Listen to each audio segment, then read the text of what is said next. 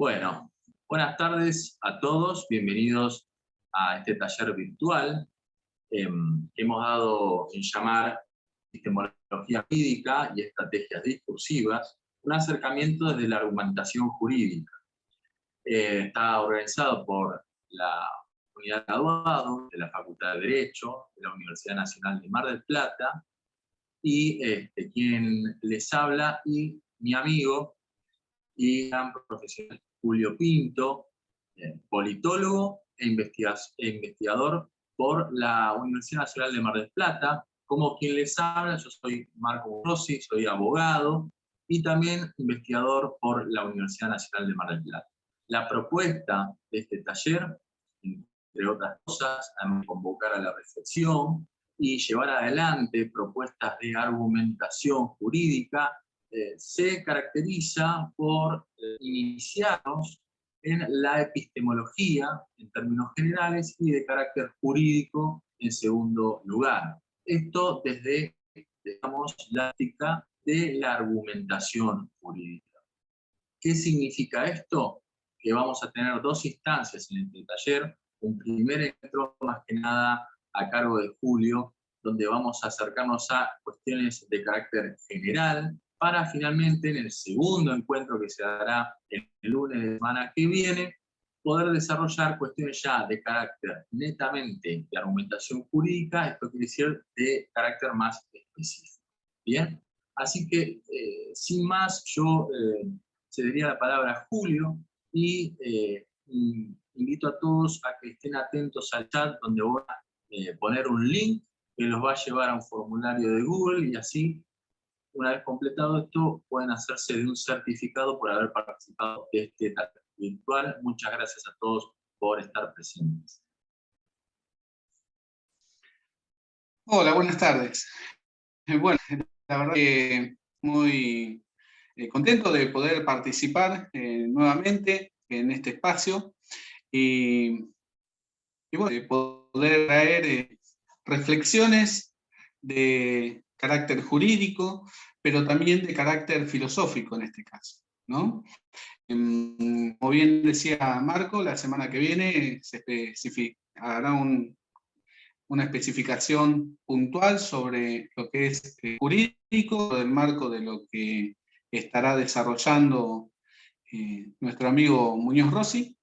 Y ahora veremos cuestiones generales. Y digámosle, así como para ir comenzando ya directamente, que lo que podremos ver en este espacio que tendremos, en este tiempo que podamos compartir, es muy breve, muy puntual, porque la epistemología y por ende la teoría del conocimiento, que nos vamos a detener más en ella, es muy rica en cada una de las aristas que se pueden llegar a ver, cada una de las teorías, cada uno de los postulados, conlleva una cantidad bastante extensa de autores, y no solamente de autores, sino de que cada autor tendría una posición, y esas posiciones no siempre son tan lineales, sino que a veces dialogan entre sí, a veces están en un sentido, otras veces en otro, y hay puntos intermedios, ¿sí?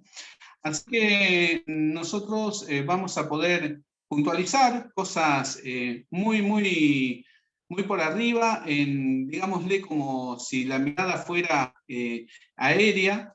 Nosotros podríamos ver a vuelo de pájaro, se dice comúnmente, ¿no?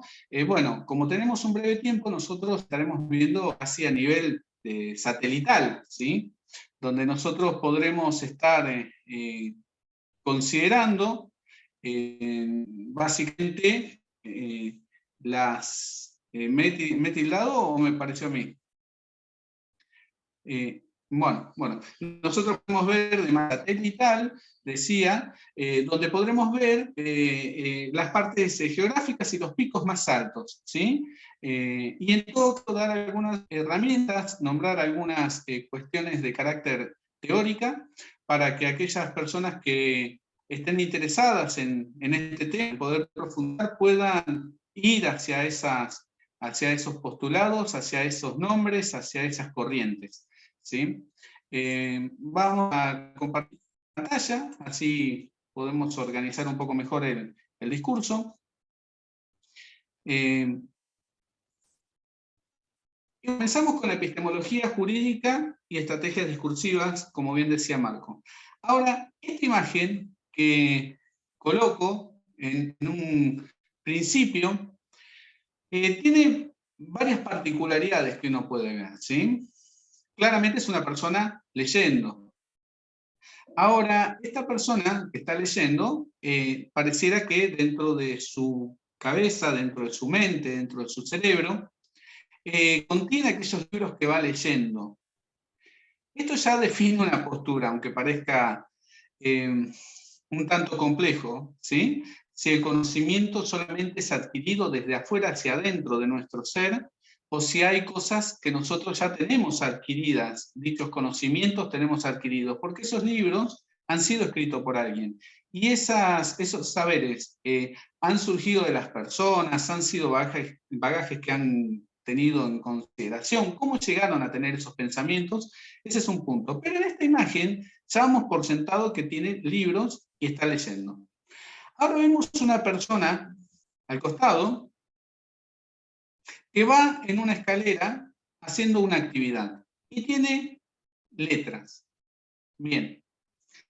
¿Por qué puntualizo en esto? Porque la persona que está subiendo, estamos con esto que acabo de decir, lo hice de manera adrede, la persona, nosotros damos la sensación de que está subiendo, y de que está subiendo palabras o letras en este caso. Pero también puede ser que esté bajando, y que en realidad lo que está haciendo es extrayendo palabras.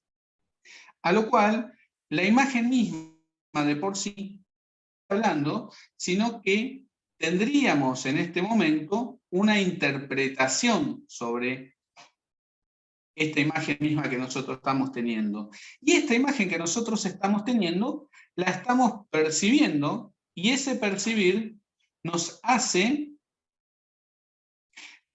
que podamos interpretarla y que pueda estar reflejado en nuestra mente, que podamos darle un significante a esta imagen, de tal manera que podamos comprender la imagen que nosotros estamos viendo. Y aquella cosa que nosotros definimos de esa imagen, consideramos y comprendemos que es verdad.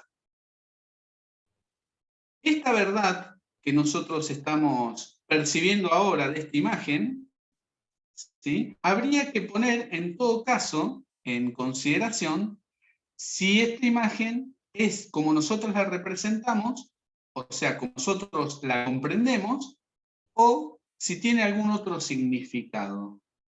No vemos que tenga un cuello, no vemos que tenga un cuerpo, sino que solamente vemos una cabeza, una mano apoyando la cabeza, una mano en un libro y una persona que no se sabe si está subiendo o bajando. Pero nosotros llenamos todos los huecos vacíos, y esos huecos vimos una persona completa y alguien que estaba subiendo con palabras a su mente. Eso es lo que en un principio todas las personas, por lo menos que han visto la imagen, tienen esa percepción en un principio. Bien, nosotros vamos a centrarnos en ver la vía del conocimiento. Que dicho sea de paso, esto sería ya problemático, digámosle, no como un problema necesariamente como hoy se considera, sino como un problema filosófico, ¿sí? No un problema como una dificultad o algo que está mal, sino como un problema filosófico, una teoría que nosotros estamos teniendo frente nuestro y que necesitamos resolverla, o por lo menos empezar a tener en consideración. ¿Por qué ya sería problemático de manera filosófica este nombre? Porque estaría definiendo una unidad, estaría diciendo teoría del conocimiento, pero podríamos decir que hay teorías del conocimiento. Entonces, nosotros tenemos que tener cuidado, porque en aquellas cosas que nosotros empezamos a percibir y ya rápidamente cerramos la idea, como anteriormente que veíamos una persona entera, cerramos la idea y no nos da la posibilidad de problematizarlo filosóficamente como para poder indagar aún mismo sobre la palabra. Esta teoría del conocimiento, vamos a arrancar, por el uso que se le puede estar dando del término epistemología. Nosotros dijimos que era una charla sobre epistemología jurídica y argumentación. Ahora, la epistemología, ¿sí?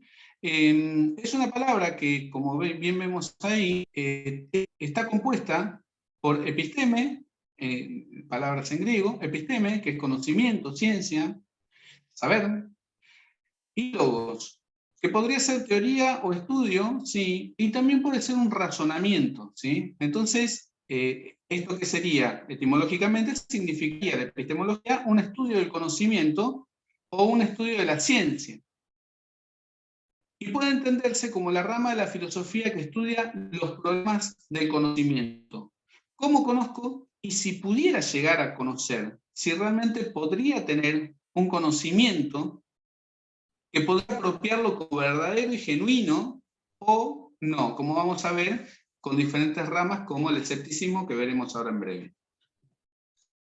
La teoría del conocimiento, por lo tanto, es también a veces llamada como gnoseología o epistemología, ¿sí? No significa claramente lo mismo, pero a los casos prácticos esto no es un curso extensivo de eso porque nos llevaría un cuatrimestre, 2 cuatrimestres, seminarios, etcétera, etcétera, pero a veces se suele utilizar como sinónimos.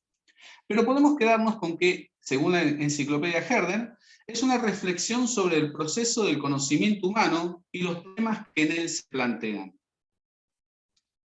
¿Sí? Entonces, ahí nosotros tenemos el proceso en que el ser humano conoce y cuáles son los problemas que se plantean en este conocimiento que el ser humano puede tener. Vamos a ejemplificarlo. ¿Sí? Acá tenemos este objeto. Voy a dejar de compartir un segundito a ver si lo podemos hacer un poquito más claro. Nosotros aquí tenemos este objeto. ¿Sí? Este objeto que lo vemos en esto. Es un objeto tridimensional. ¿Sí? Por el volumen, podemos ver que muchas personas podrían estar en este momento preguntar diciendo que esto es un cubo. Y que el cubo contiene la particularidad de tener características, como por ejemplo, de que todas las caras son iguales. ¿Sí? Esa sería una de las características de un cubo. Y acá tenemos el cubo. Si esto lo pongo más lejos, una persona mostrando este mismo elemento me dijo, puede ser un terrón de azúcar. Sí, podría ser un terrón de azúcar. Ahora si tiene casi el tamaño de mi cara, un terrón muy grande. Ahora, nosotros observamos y vemos que es un cubo y damos por sentado que es un cubo. Pero ¿qué si yo lo invierto? Del otro lado, no tenía las otras caras que nosotros supusimos que tenía. Entonces, si esto era un cubo, ¿ahora qué sería, ya que lo conozco completamente? Bueno, sería un objeto de formas diferentes y podríamos empezar ahora a catalogarlo y a definirlo. El tema, que esto es interesante en lo que es teoría del conocimiento, es a veces nosotros acabamos en nuestra mente, como si fuera un conocimiento cerrado y absoluto, algo que solamente podemos ver el fenómeno que emerge, pero no podemos ver la totalidad del objeto. No podemos ver la totalidad del fenómeno. Miro la casa que frente y ya me imagino que hay una casa atrás y me imagino más o menos si está en la mitad de la calle que debe tener un patio porque es un terreno grande y así sucesivamente. Pero tranquilamente podría ser, como suele haber, casas donde derribaron toda la casa de atrás y solamente quedó la fachada. O podría ser una escenografía, como cuando uno ve una película y ve un western o ve algo por el estilo, y uno sabe que ya son frentes entablados de madera que aparentan ser una casa, una cantina o lo que sea. Nosotros observamos la realidad y la observamos dando sentado un montón de elementos que desconocemos completamente. Lo cerramos en nuestra mente como que conocemos. Entonces la pregunta sería, ¿realmente conocemos? Si hubiera mostrado el cubo, hubiera dicho, ¿conocemos que esto es un cubo? Sí, hubiéramos respondido. Y ahora, lo que yo había presupuesto que conocía, no era tal como un conocimiento. Está bien, aparentaba ser un cubo. Sí, pero una apariencia no necesariamente es una realidad. Cuando uno tiene fiebre, por ejemplo, puede tener algún tipo de delirio y puede ver cosas, ¿sí? Como por ejemplo ver a una persona o ver una situación, tener un diálogo, ver algún objeto en la mesa. Pero esa aparente imagen que pude ver no necesariamente estaba ahí. Es más, no existía, y esto con muchísimas pinzas porque esto tiene connotaciones muy fuertes si nosotros vamos a lo filosófico, no era real. Vamos a hablar de los del carácter práctico, ¿no? Y no ponernos ahora a ver qué es real, si no es real, etcétera, ¿no?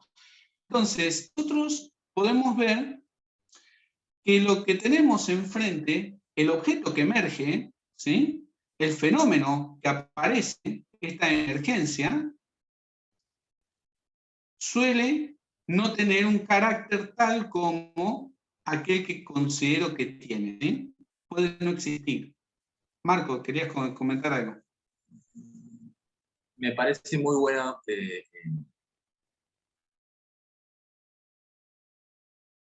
Te has silenciado, me parece. Me parece que estás silenciado. Creo que. Bueno. Decía que me parece muy interesante lo que traes a colación, Julio, porque hablando de connotaciones, tiene una connotación muy fuerte desde lo jurídico, pensando en la analogía en los testigos, ¿no? Por ejemplo, esto de la percepción, cómo puede jugar en un expediente, en un caso, de la percepción, como decíamos, de un testigo, por ejemplo, que interpreta una cosa, ve de una manera, no era efectivamente lo que estaba sucediendo, ¿no? El paso del tiempo afecta también la memoria, las cuestiones psicológicas, como pueden verse reflejadas también en la falta de nitidez en las cuestiones sexuales, ¿no? Después, más allá de traer a colación a algún autor como Kant, ¿no? En esto, pero sin adentrarnos tanto desde lo filosófico, sino ahora desde lo jurídico. Es decir, todo esto que comentaba Julio, qué interesante llevarlo al plano, por ejemplo, de los testigos, de cómo se pueden contradecir, cuál es el trabajo del abogado en encontrar los puntos de debilidad del relato del testigo para debilitarlo justamente, poner en duda su aporte a una causa. Nada más eso. Muy bien, sí, sí, claramente. Hay algunas personas que han teorizado acerca de esto que es el testigo tiene un uso directo de la memoria. Y la memoria, en todo caso, si puede ser utilizada para determinados procesos de conocimiento de carácter científico, digámosle, o de carácter válido.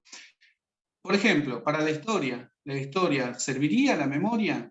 Podría llegar a servir, y bueno, vemos que es muy utilizada la memoria. Y en este caso, también en los juicios. ¿Sirve la memoria? Bueno, hay una autora, Céline, que ella pone en cuestionamiento el tema de la memoria, por lo menos para la cuestión jurídica, y en un tema muy interesante como es la época de la dictadura o el holocausto nazi, ¿no? Y el planteo es que cuando las personas están en un trauma, pasando un trauma, esa realidad a veces es distorsionada. O sea, esos recuerdos a veces son distorsionados, porque o se olvidan cosas, muchas veces se escinden cosas, se olvidan, sino se agregan cosas. Me acuerdo que una vez vi un accidente de tráfico aquí en Mar del Plata, en la calle San Juan, donde un auto embistió a una persona, era una mujer mayor, la persona quedó lastimada y bueno, vino rápidamente la policía. para mí, recuerdo, vino rápido, tal vez no, pero yo vi todo tan en ese momento, de una determinada forma, que ni siquiera pude captar los tiempos y yo era más chico. Y me acuerdo que la policía vino a buscar datos de cómo era el auto. Yo le decía que era un auto blanco. Era un auto blanco y salió para aquel lado, decía. Efectivamente había salido para allá. Muchas personas decían que el auto era rojo. Para mí era blanco. Efectivamente era rojo. No sé por qué razón me quedó la imagen de un auto blanco embistiendo a esta mujer. Yo lo vi al hecho, al acto mismo. Y mi recuerdo estuvo distorsionado. Entonces, ¿hasta qué punto yo como testigo hubiera ido a testificar y hubiera dicho que el auto era blanco y hubiera tal vez entorpecido a la causa, que no estaba hablando del auto correcto? Y no era que yo estaba teniendo un testimonio falso, ¿no? Sino que lo que estaba haciendo es, en ese momento traumático, el tiempo pasó de tal determinada forma y tuve una imagen mental guardada que no tenía coherencia con la realidad. Ahora vamos a ver una de estas teorías, ¿no? Entonces, claramente, el tema de tomar como una fuente jurídica a un testigo tiene sus implicancias, porque primero puede tener una mala intención el testigo, ¿sí? Segundo, puede omitir cosas adrede, porque por ahí no dice, no miente, pero sí omite, ¿sí? Y entraríamos si omitir es mentir o no, o si realmente le quedó una imagen distorsionada en su mente del suceso que acaba de ocurrir o que él testificó. Por eso, en algunas culturas, como por ejemplo en el pueblo hebreo, siempre se invocaban en el pueblo hebreo antiguo, en el Antiguo Testamento, estamos hablando, no del Nuevo Testamento, sino del Antiguo Testamento, estamos hablando lejos, mínimamente a 3000 años atrás. Su norma, la Torá y el Pentateuco es su norma, establecía debía decidirse todas las cosas por medio de 3 testigos, ¿sí? 2 en algunos casos, pero si no 3 testigos. Porque puede fallar la unificación del testimonio. Entonces es más difícil que entre 3 se pueda hallar esta dificultad. Y estamos hablando, ya digo, de unos 3000 años atrás, esta normativa, antes que la ley romana y todo eso, ¿no? Es muy, muy interesante y muy llamativo esto de la cantidad de testigos y bueno, pasando al Nuevo Testamento, se consideran, según cuestiones de argumentación, acá estamos hablando apologéticas, ¿no? Acerca del Nuevo Testamento, que por eso se cuentan con 4 evangelios, porque los judíos tenían la costumbre de tener 3, y bueno, 3 son parecidos, Mateo, Marcos y Lucas, ¿sí? Que se les llaman sinópticos, y habría un cuarto de Juan que tiene unas diferencias, pero porque habla de otros periodos y de otros momentos. Pero estos 3 evangelios, en realidad, es porque estaría siguiendo esta lógica de testigos testificando sobre los acontecimientos que ellos vieron de el transitar del personaje, de la persona de Jesús sobre el territorio, ¿no? Bueno, ese es un detalle, ¿no? Digámosle que hemos tocado la historia, hemos tocado la religión, hemos tocado lo jurídico, y es muy importante la cuestión de la memoria. ¿Por qué? Porque nosotros podemos haber visto todo de este lado, el cubo, pero tal vez la persona pudo del otro lado, y eso pudo haber puesto en consideración.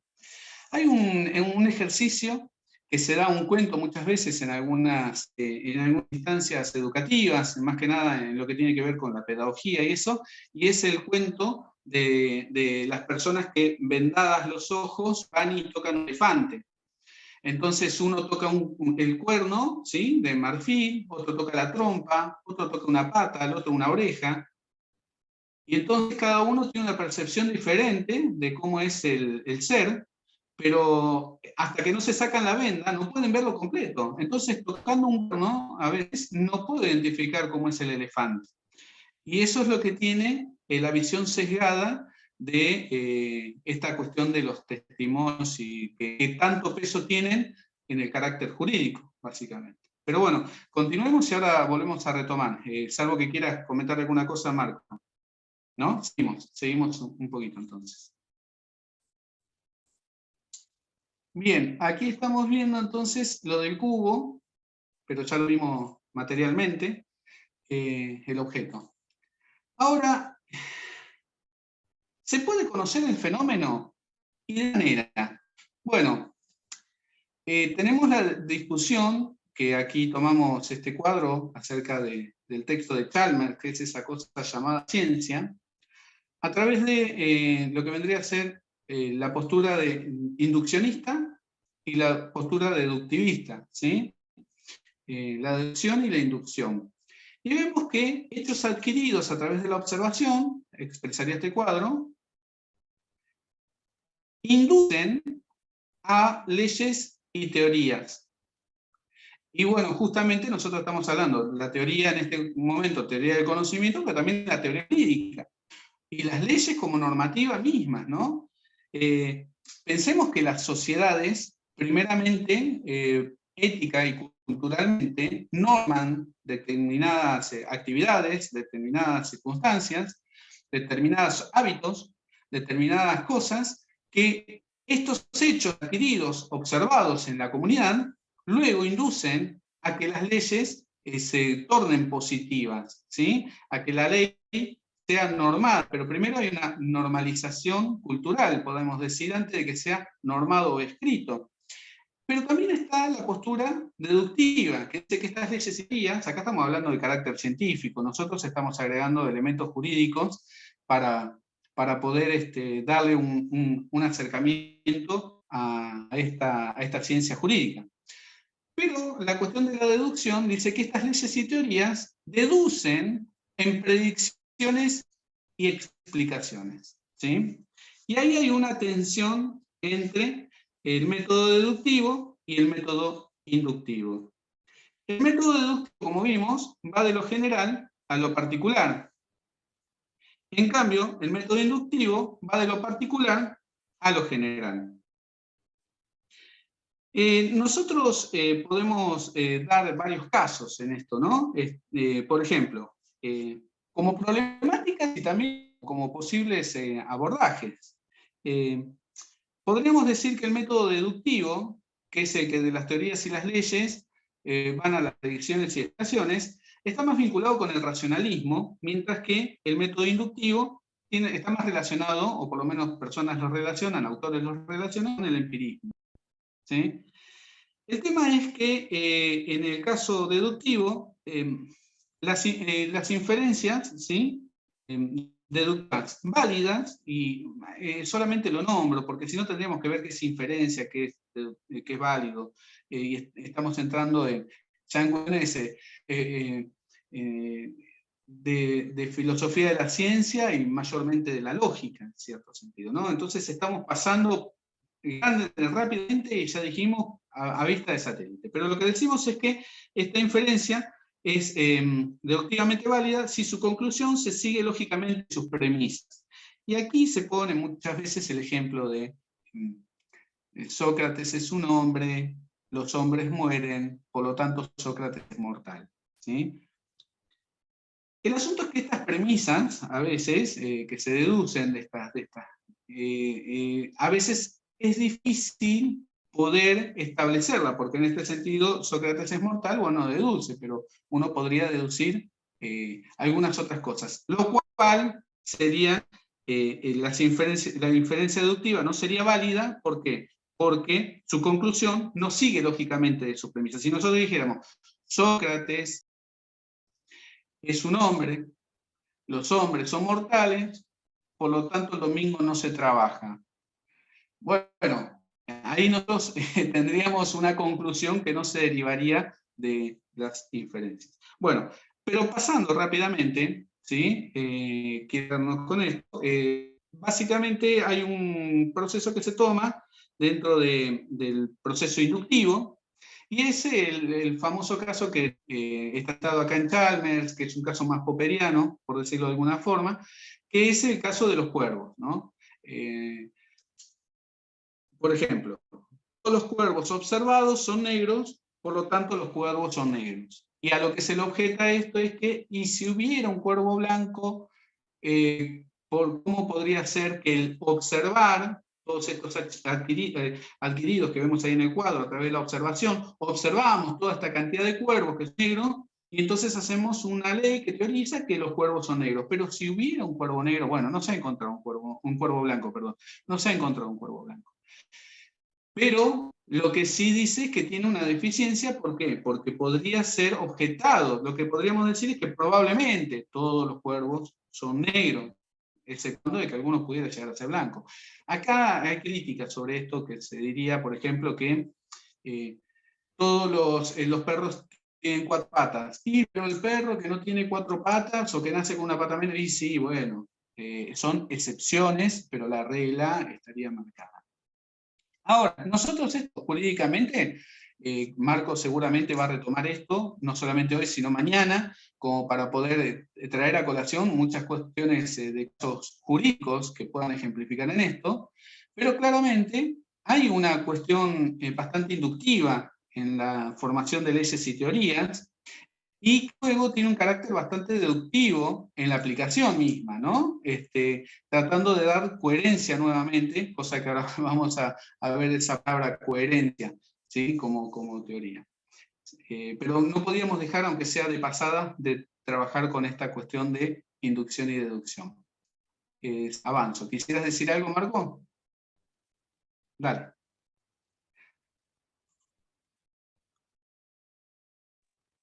Bien. Creo que está bueno la oportunidad para reflexionar sobre las sentencias judiciales. Voy a bajar la mano. Digo, en esta posibilidad, en esta dualidad, inducción versus deducción, preguntarnos qué o dónde entraría la resolución judicial, que a mi entender estaría más cerca de la deducción, en tanto no es ampliatorio, ¿no? Esta característica de los razonamientos deductivos es una de las consideraciones también más relevantes, sumado a todo el desarrollo que hizo Julio, nos pone a pensar si una resolución judicial declina, ¿no? O deriva de todo un desarrollo que se hace en un expediente, un caso, como habíamos dicho con los aportes de pruebas como la testimonial, ¿no? Bueno, de toda esa información que se incorpora a un expediente, se utiliza todo ese contenido para concluir finalmente en una sentencia. De lo contrario, si tomara el carril de la inducción, el juez incorporaría en su resolución algún tipo de resultado más de carácter, como habíamos dicho, ampliatorio, y por ende, tal vez más de carácter estadístico, no tanto conclusivo. ¿Qué quiere decir que sea conclusivo? Que no va a ir más allá de lo expresado a lo largo de los aportes que se hayan hecho en el expediente. O sea, irremediablemente el juez concluye a partir de todo lo aportado allí. Sin embargo, hay algún tipo de jurisprudencia que amplía y da resultado, o da resolución, mejor dicho, a que denominamos laguna. Muchas veces, por insuficiencia de la ley, de la norma, los jueces se pronuncian para poder completar lo que falta y que no se ha traído a colección, sea por el texto de la norma, sea por lo que se ha hecho por las partes, sea porque no nace necesariamente de un expediente. Sin embargo, no puede ser razonable, no puede ser absurdo, tiene que tener algún tipo de conexión. En primer lugar, creo que se trataría la resolución judicial de un razonamiento de corte deductivo. Y en segundo lugar, excepcionalmente, para generar jurisprudencia, para resolver las faltas de la norma, de la ley escrita, se traería a colación la posibilidad de que sea amplia todo, por ende, inútil, ¿no? Nada, esa reflexión para ir conectando contra el lenguaje jurídico. Muy bien, muy bien. Muy bueno el aporte. Claramente, hoy el aporte, por lo menos de mi parte, sería de carácter general, trayendo marco, en este caso, como bien lo hace y tan pertinentemente, las vinculaciones jurídicas puntuales y bien teóricas, ¿no? Así que muy valioso cada uno de los aportes. Así que bueno, continuamos un poquito más. El tiempo parece como que es, aparte de ser lineal, como he dicho, suele ser tirano. Así que en este sentido vamos a tratar de apurar, por lo menos para ver estos puntos principales y luego cerrar. No sé si llegaremos a las cuestiones de argumentación, pero bueno, tal vez los dejaremos para otro lado. Igualmente, temas que los hemos tratado puntualmente en charlas anteriores. El año pasado hicimos una charla específicamente sobre argumentación. Tal vez se puede complementar mirando también ese video que creo que está colgado en el canal de que hicimos en su momento. Bueno, ahora, dentro de la teoría del conocimiento, y dentro del conocimiento, y dentro de cómo conocemos, podemos ver dos corrientes más, ¿no? Pero vamos a ver dos corrientes puntuales como para poder iniciar ya más claramente, ¿no? El primero es el escepticismo. Y el escepticismo dice que hay imposibilidad de conocer. Digamos que en el escepticismo nos encontramos con diferentes vertientes. Hay un escepticismo más duro, más rígido, más extremo, y hay otros escepticismos más blandos, medios, ¿sí? Que dialogan con otras teorías, ¿sí? Y no está tan cerrado, como por ejemplo, hay algunas cosas que se pueden conocer y otras no. Esa sería una postura. Pero hay personas que consideran que es imposible conocer.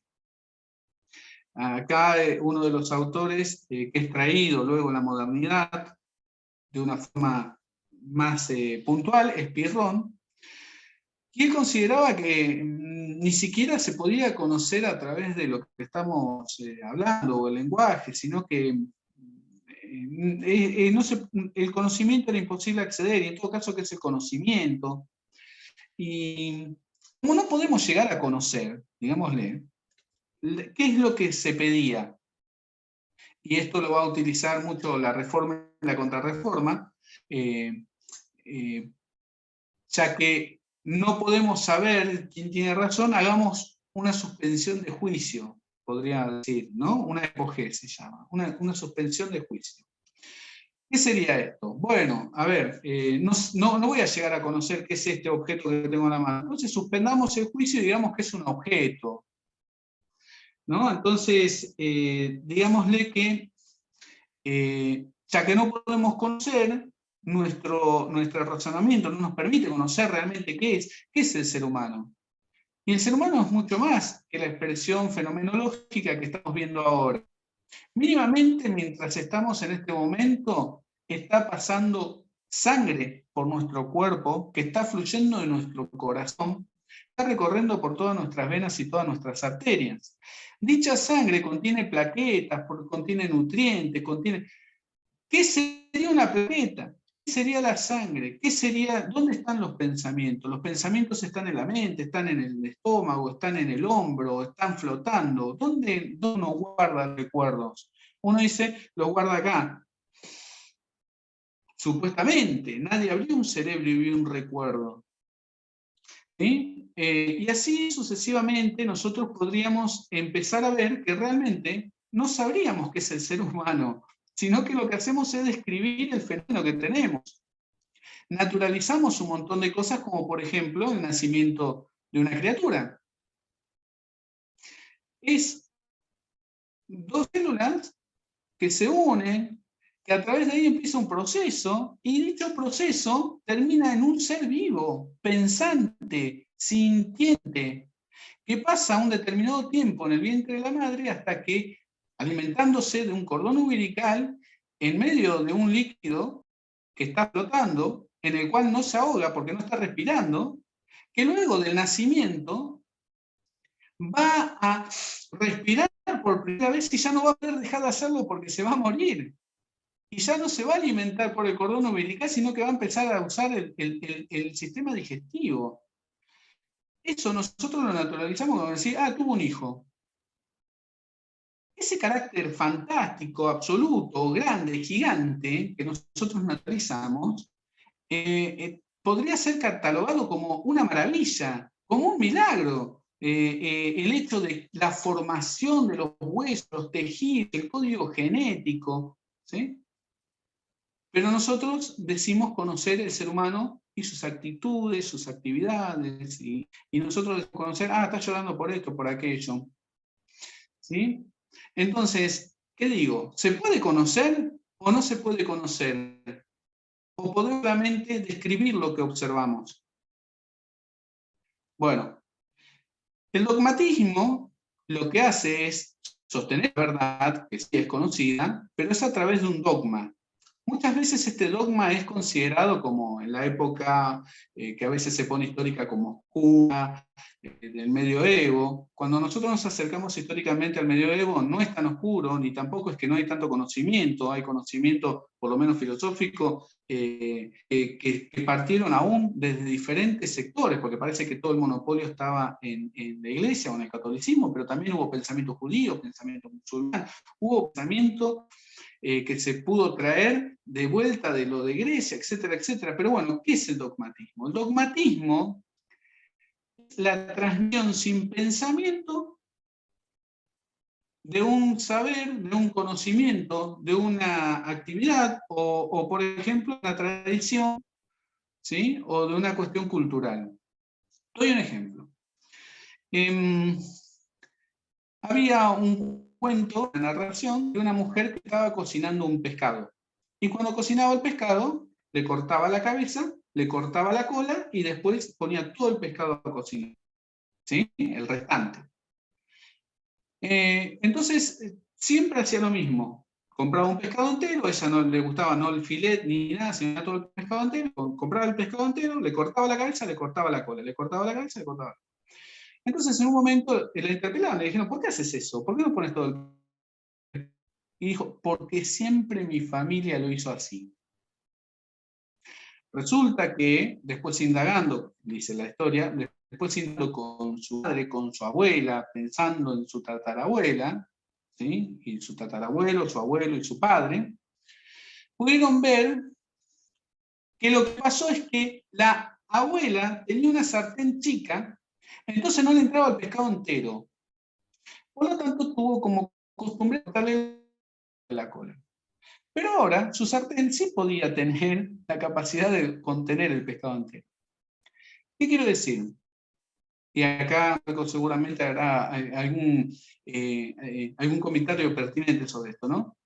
Cuando nosotros tomamos por costumbre, usos y costumbres, una norma, y no la podemos replantear si es justa, si esta norma, el pescado siempre fue así, siempre va a ser así, no lo podemos mejorar, no lo podemos cambiar, no lo podemos vetar y poner uno nuevo, etcétera, etcétera. Si nosotros no podemos reformar nuestras normas, los sistemas procesales, jurídicos, esto que nosotros damos, que también podemos centrarlo dentro de la modernidad, porque una de las cosas que trata de combatir el escepticismo es el método, y ahí vemos tantos autores que hablaron acerca del método, ¿sí? Y algunos aún sin nombrarlo, Kant, la crítica es su método, su método es la crítica de la razón pura, la crítica de la razón práctica, pero si no el discurso del método de Descartes, todos hablaron del método, porque el método lo que iba a hacer es decir, podemos conocer a través de este método, y este método me va a permitir conocer, y entonces el escepticismo está errado, porque sí puedo conocer, no puedo conocer cuando no voy a través de un método, y este es el método. Bueno, el método jurídico, ¿sí? El procesal, digámosle que es el método en el cual determinarían cómo es que el juicio va a ir desencadenándose y trabajándose en esta ficción jurídica para poder lograr tener coherencia y llegar al juicio de una manera diciendo que puede obtener el conocimiento de saber qué sería justo y qué no sería justo y qué es verdad o no, de acuerdo a todas las fuentes que puede observar, ¿sí? Marco, ¿quisieras comentar algo al respecto? Bueno, se me ocurre que sería pertinente como sostenés la cuestión de lo justo, aquí aparece la expresión de la justicia, en tanto una norma per se contiene esa posibilidad. Si llega al carácter de norma y todo el proceso legislativo que hay detrás, ¿no?, de cada uno de estos presupuestos jurídicos pensados en el término de una norma, preguntar si por sí mismos ya contienen todo lo necesario para ser justos, ¿no? Mario Bunge tiene alguna reflexión al respecto. Es un epistemólogo muy importante, en relación también desde ese lugar. Le llamaba la atención cómo muchos positivistas, más que nada, tienen esto, ¿no? O sea, ya de por sí una norma es justa por ser norma. La ley es justa por su carácter de ley. Se podría superar esta cuestión a través de principios del derecho, si se contradicen las normas con los principios.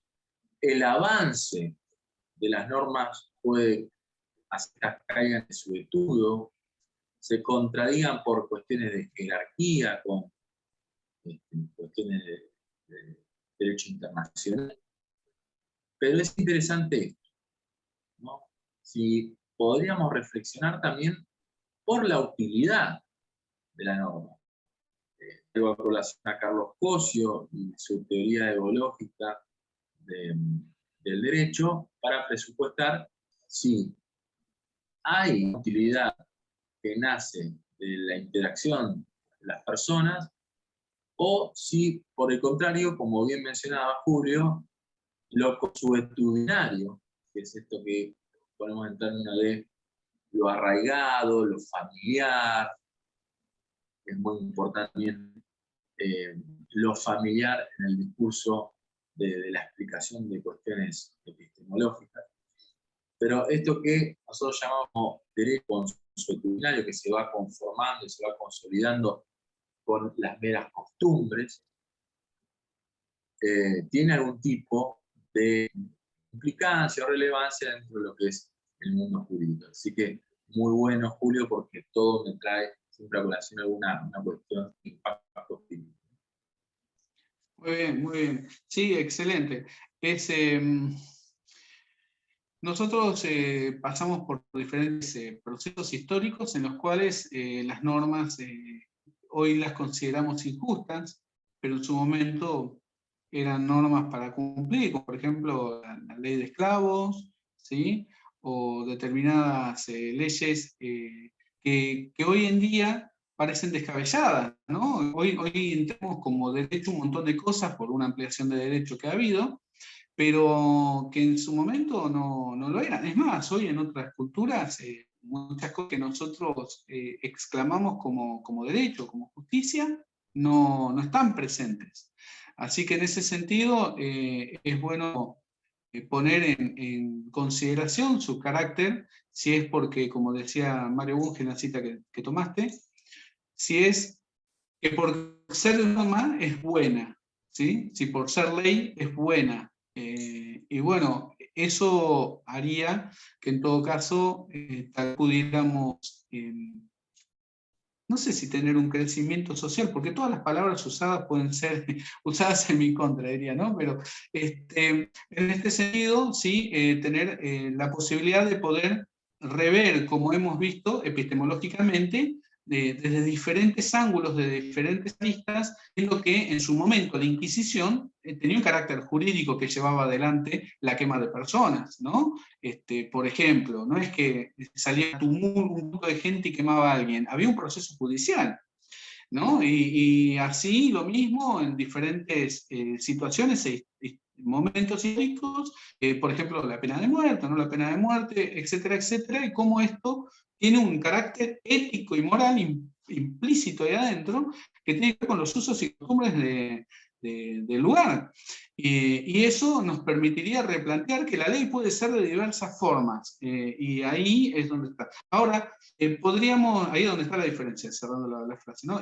Ahora, nosotros podríamos entrar en discutir todo, ¿no? Entonces, bueno, rompamos todo y hacer todo de cero, bueno, eso sería algo que no sería práctico, porque la experiencia, que sería bastante empírica, como vamos a ver más adelante, la experiencia nos ha demostrado diferentes elementos que tomamos como buenos, como justos, y esos elementos vamos poniendo en consideración. Ya vamos más o menos cerrando, pero para dejar unos puntos presentes últimos, ¿sí? Entramos en esto que hablábamos recién, y algunas cosas las vamos a pasar más adelante, más rápido, quiero decir, como por ejemplo el racionalismo y el empirismo, ¿sí? El racionalismo acentúa el papel de la razón en la adquisición del conocimiento. En tanto, el empirismo resalta el papel de la experiencia, sobre todo el sentido de la percepción, ¿sí?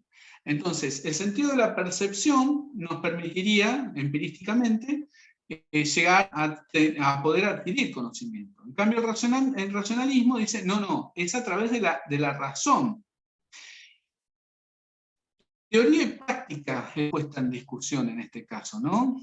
Y aquello que uno puede percibir. El asunto es que lo que podemos percibir, como hemos visto con este cubo, puede engañarnos, la percepción puede engañarnos. Parecería que el racionalismo, que la razón, no tiene esa condición de engañarnos.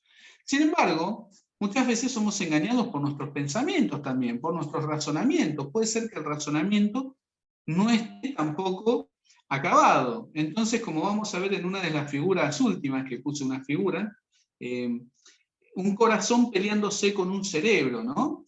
Entonces es esta cuestión de que aquellas cosas que sentimos parecen tener una jerarquía menor que aquellas cosas que pensamos.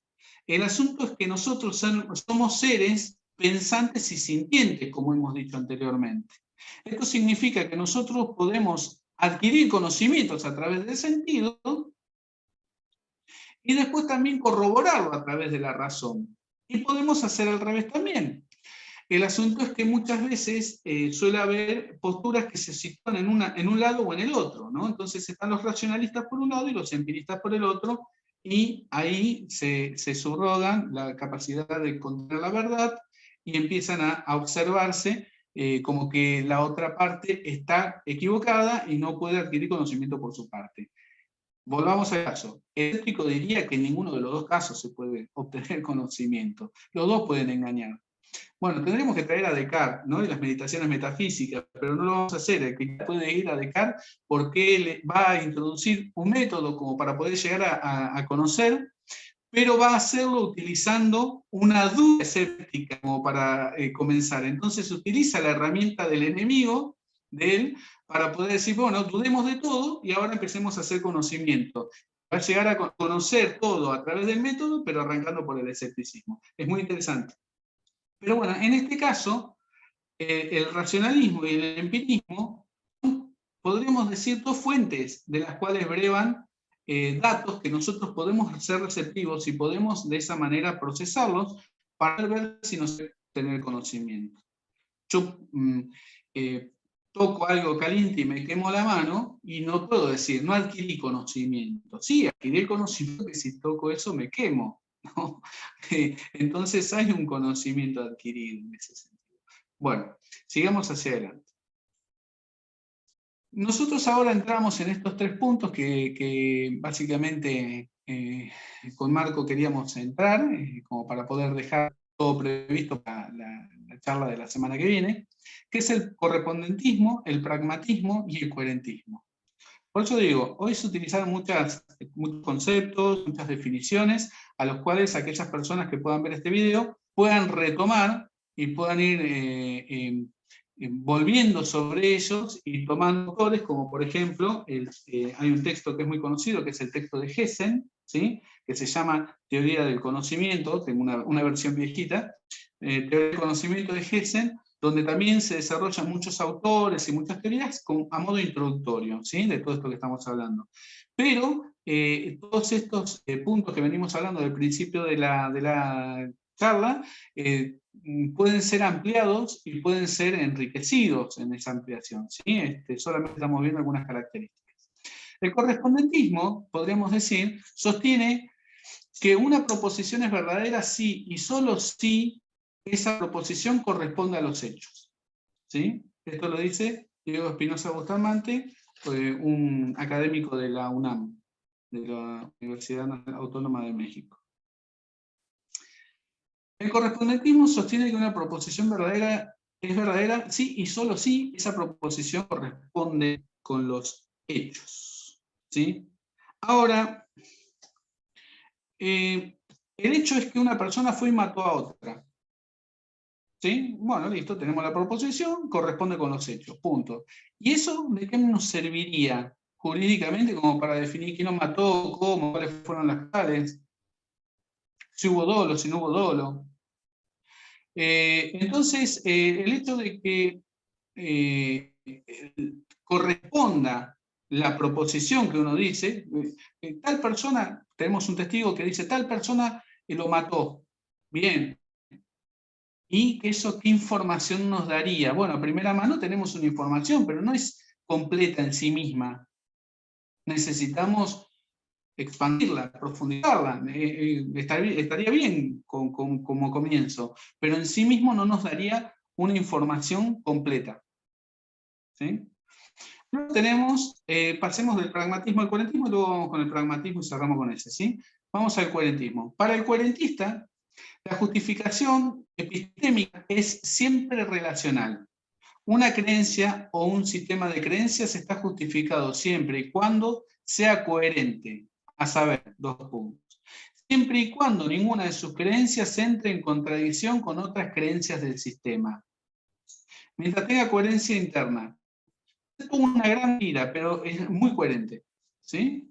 Entonces podemos decir, bueno, tal vez alguna persona que puede estar mirando cree que no quisiera herir ninguna susceptibilidad.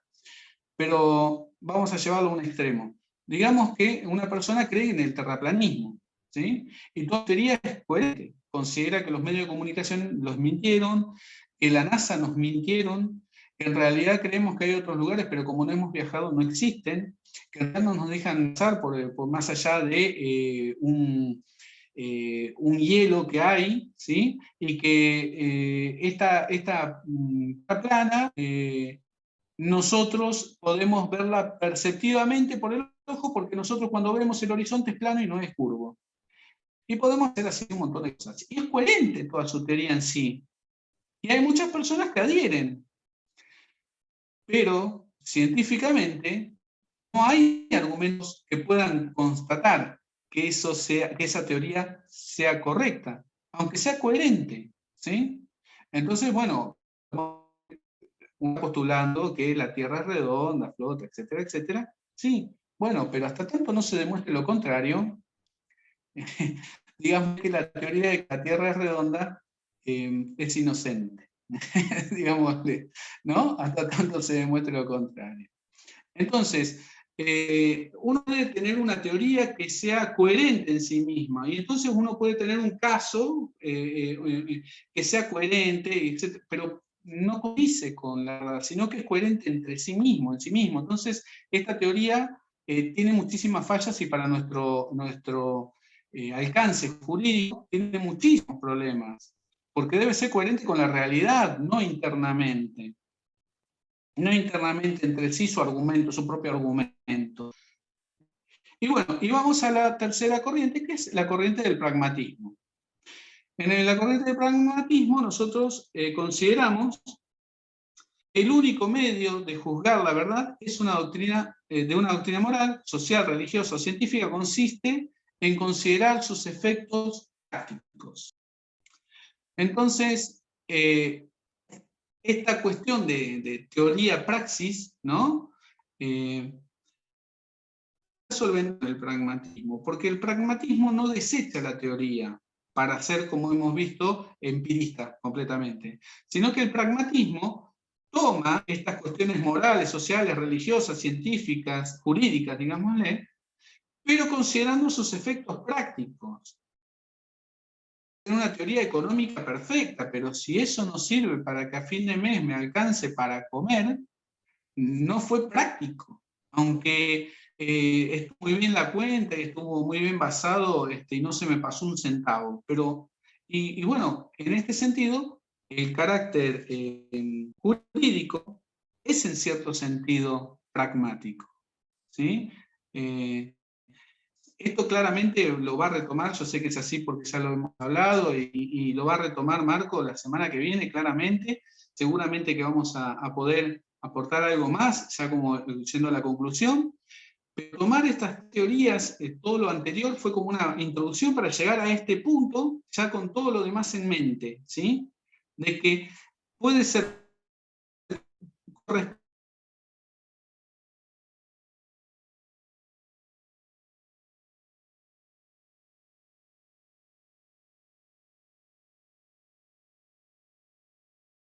concretarse, o digo esta palabra, en la realidad, ¿sí? Concretarse realmente. Como diría Marco en algún momento en alguna charla, lo he escuchado, nosotros podemos decir, bueno, sí, está bien, el juicio puede salir así, así, pero concretamente la persona puede perder plata o puede ganarla. Puede ir presa o puede quedar en libertad. Entonces, tienen estos efectos prácticos que son innegables, que no queda solamente en la ficcionalización o en quién tiene razón y listo, nos vamos a casa como un mero juego, sino que esta condición práctica tiene un desarrollo de la realidad, que puede perjudicar a una persona a tal punto de arruinarla de por vida, o puede tener la posibilidad de beneficiar. Y aquí vemos como última instancia estas imágenes de las cuales hablábamos. La primera es claramente la que habíamos observado al principio, ¿sí? En el margen izquierdo.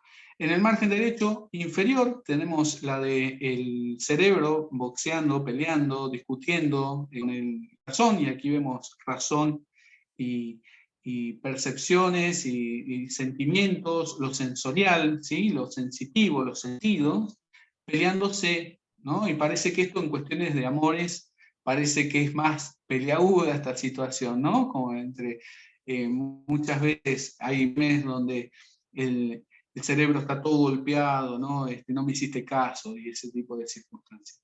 Y por último tenemos esta imagen que tenemos en el margen derecho superior, en la cual vemos una persona tapándoles los ojos a la persona de adelante, y así la cadena sería infinita.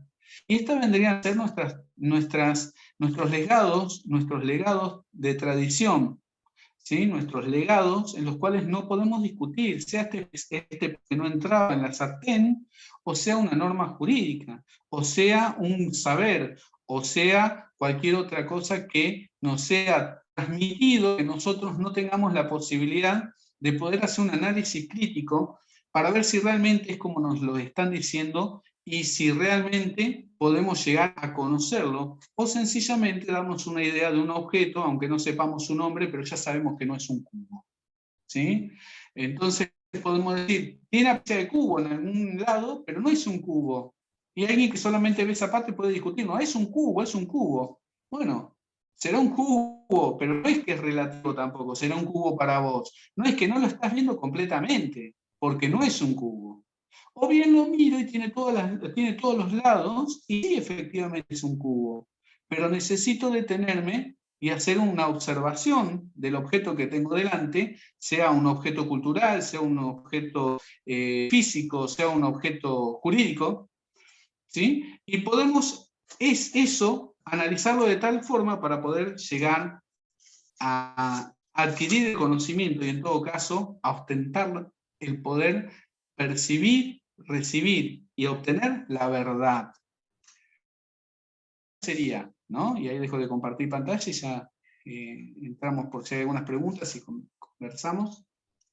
La cuestión sería, en este caso, si realmente los abogados, si realmente los fiscales, si realmente los jueces buscan la verdad.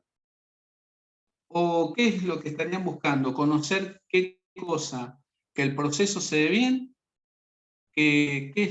cuál sería el ejercicio profesional de las personas que están vinculadas al carácter jurídico. ¿Cuál sería, en este caso, como pregunta reflexiva, la búsqueda que va a tener, ¿no? Bueno, ese es básicamente el desarrollo que teníamos para hoy. Era más extenso, pero bueno, lo abreviamos, hicimos la forma breve. Breve de la brevedad, porque ya era breve. Así que bueno, Marco, no sé si tendrás alguna consideración. Sí, en primer lugar, muchísimas gracias, Julio, porque estuvo muy, muy bueno. Gracias a vos. Además, son temáticas que no vemos en profundidad en la carrera porque nos atañen, nos surgen cuestiones profesionales, pero la verdad es que la reflexión es la base de la democracia. Y hoy más que nunca tenemos que preguntarnos cuántos espacios generamos para reflexionar y definitivamente este es uno para aprovechar de la mano de Julio, que trae a colación contenido muy filosófico, pero inevitablemente es jurídico. Es jurídico porque inmediatamente todo lo que se habló hoy se puede conectar eh, irremediablemente con el derecho, porque la base del derecho es la reflexión filosófica. En este caso, la epistemología es una filosofía que atañe a cuestiones científicas, si se quiere, y sin embargo, eh, es filosofía, ¿no?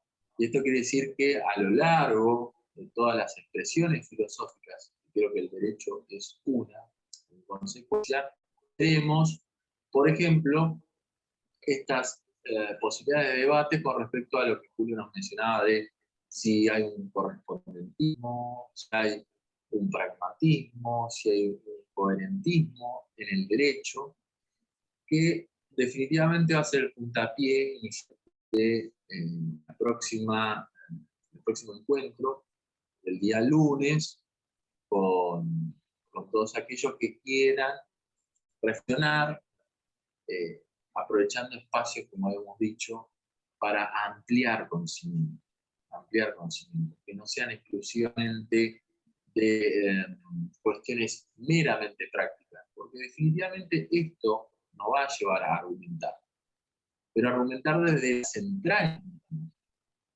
de un proceso, de empezar a abrir la cabeza, en poner en cuestionamiento estructuras. Como decía Julio, decir, cuánto traemos de nuestra historia, de lo consuetudinario, de que está instaurado, cuánto podemos hacer desde nuestro aporte personal. Creo que eso también es un vocablo democrático, ¿no? Lo individual expresado en términos colectivos. ¿Cuánto podemos volcar de nosotros en el espacio, a ver, en el ágora de la democracia actual, ¿no? Esos antiguos espacios para debatir, para hablar, cuánto hay de eso hoy en día. Creo que son temas fundamentales. A eso me estoy refiriendo. Así que muchas gracias, Julio. Entiendo que no hay preguntas, pero no importa, porque creo que uno se lleva un montón de cosas. Y las preguntas no son inmediatas. Las preguntas vienen después de masticar en términos gastronómicos todo esto que le hemos volcado que ha sido muy, muy importante. Bueno, no, al contrario, el agradecido soy yo nuevamente por el espacio y claramente, como bien decís, retomando lo último que decías, el proceso de reflexión a veces ni siquiera es automático. Hay veces que uno transita cuestiones de la vida, años, estudios, y a veces una determinada cosa o acontecimiento o lectura o un video que miré y me despierta algo que me lleva a colación un montón de otras cosas para indagar, o bien me cierra un montón de otras cosas que tenía sueltas y no tenía por ahí conexión o vínculo. Entonces, en ese sentido, claramente las reflexiones no siempre son un proceso inmediato. Pero sí las reflexiones están buenas que vayan quedando, aún trabajando sin que nosotros las tengamos presente de manera inmediata, ¿no? Me ha pasado en algunas ocasiones volver a ver alguna película o leer algún libro y darme cuenta cuánto me había marcado y cuánto yo había tomado de esa película, de ese libro, de ese video, o de esa persona que hacía mucho que no veía, cuánto había tomado de eso, de esa persona, de esa película, de ese libro, y no me había dado cuenta y lo había apropiado hasta casi como que era un razonamiento mío propio. El asunto es que las cosas que nosotros vamos viendo, pasando, estudiando, analizando, nos van atravesando y nos van dejando marcas que a lo largo van formando lo que somos, ¿no? Y esto también sería una postura, hablando de posturas y teorías. Así que bueno, nada, el agradecido nuevamente por este espacio y bueno, nos encontraremos el lunes que viene, seguramente por el mismo canal, si Dios así lo permite, y podremos estar compartiendo la segunda parte de esta charla. Así será. Bueno, muchas gracias a todos y los esperamos entonces el próximo lunes en el mismo horario. Muchas gracias. Hasta luego.